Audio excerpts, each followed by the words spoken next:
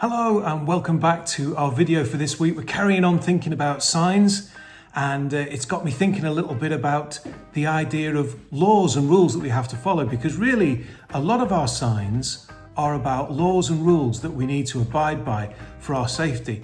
And our lives are kind of full of rules, some of which make a lot of sense. We understand, we don't have any problem following them. We sort of go, yeah, that's reasonable. Others maybe we struggle a little bit with, we're not so sure about. Here's a couple of different rules for you to try and get your heads around that actually at the moment are still legislation in the UK.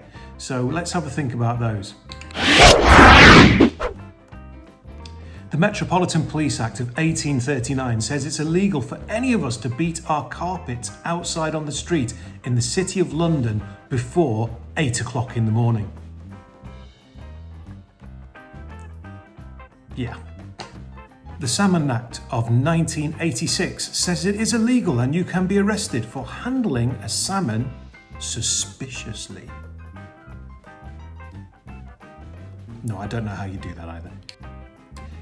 It's illegal to use your phone to pay for a McDonald's drive-thru unless you have the handbrake on the car. Otherwise, you're deemed to be in control of a vehicle whilst using a mobile phone, which is illegal. Not much chance they're going to arrest you for it particularly, so don't get too caught up if your parents do it, but that's the way the law works. There's kind of rules, and if you don't follow them, there's a consequence.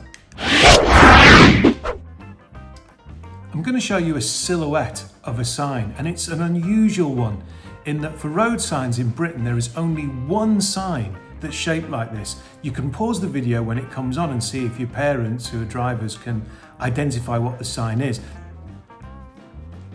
Any ideas? Well done if you said it's the stop sign. It's the only sign with that distinctive shape, and for a very, very good reason. It's because even if it's covered in snow on some mountain hill somewhere on a little crazy road up the side of a cliff or something, you can identify what the actual sign is, even if it's covered in snow. The distinctive shape around the edges lets you know that you absolutely need to stop at that point, because usually there's no way through in front of you. You've got to go left or right, or you've got to give priority to other vehicles. It's really, really important.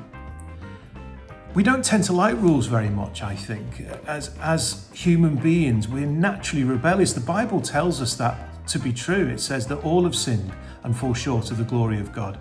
We've got in us this fallen, sinful nature that we don't like rules. We don't like being told what to do. And you see it with everybody from little kids to adults. We just don't like other people setting our rules and setting our standards for us. I remember when I became a Christian and I was at school, I was a teenager, and people would say to me when I started to talk to them about becoming a Christian, oh, there's so many rules. You can't do this, you can't do that. And as I sort of got more into the Bible and more into what God was saying, the Bible is full of principles. The Bible is full of sound, good advice. And it's got the 10 commandments, 10 rules to live by. But if you're going to be upset by 10 rules to live by and lots of good advice, I'm not quite sure what you're actually going to get out of life at all. I was looking at rules for games, and I was looking at rules for snooker and for chess, and I was seeing just how many rules there are for playing a game. In the easy guide to snooker, I counted over 30 rules of how to do things, what you couldn't do. Chess is even more complicated. There are over 50 moves that you can do with chess pieces, and you have to know the rules for how chess pieces can move. And although I've never really been a big chess player, I did find a couple of rules that I'd kind of heard of, and I was like, what does it mean, like castling, if any of you play chess? I'd kind of heard of castling, I knew it existed, I didn't really know what it was. And so I was looking at these rules and I found out what it was. And isn't it funny, we accept rules for games, we accept that games are better, driving is better with rules that help us to do the right thing. But when it comes to life, we get really rebellious, people rebelling over 10 rules when they happily live with hundreds of rules in their everyday life. The 10 Commandments are really like that stop sign. There's something that God wants you to identify in any circumstance as something that you have to look at for your own health, your own benefit, your own prosperity. And I don't mean financial prosperity, I mean every type of prosperity. The way that God wants to bless our lives when we live His way.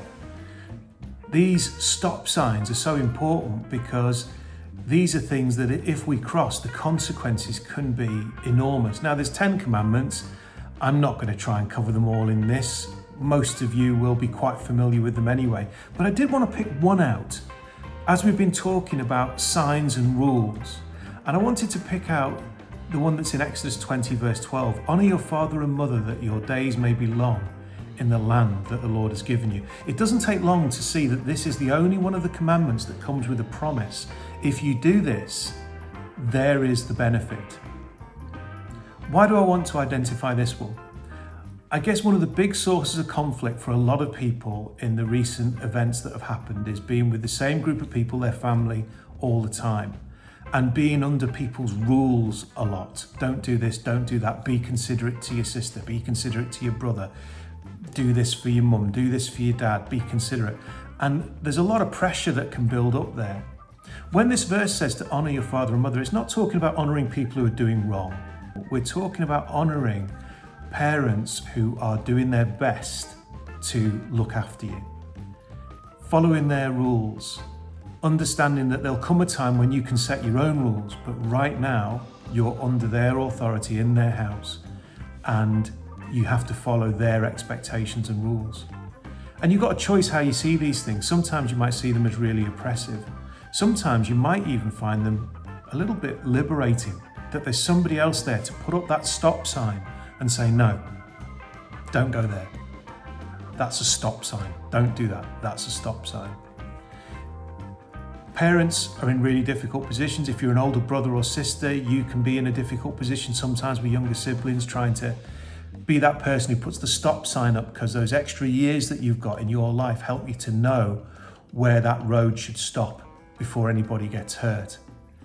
As you're thinking about the rules and about all the different things we have to conform to at the minute, perhaps like me, you're checking your phone quite regularly to see what you can and can't do. I'd really like to go and see my parents, and I have to find a way that I can do that and not break the guidelines that the government's put in place.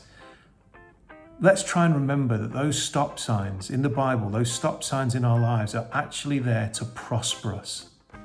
They're there to keep us well. They're there to keep us happy, ultimately. Because sometimes being told you can't do something seems very restrictive, but it can actually be a lifesaver.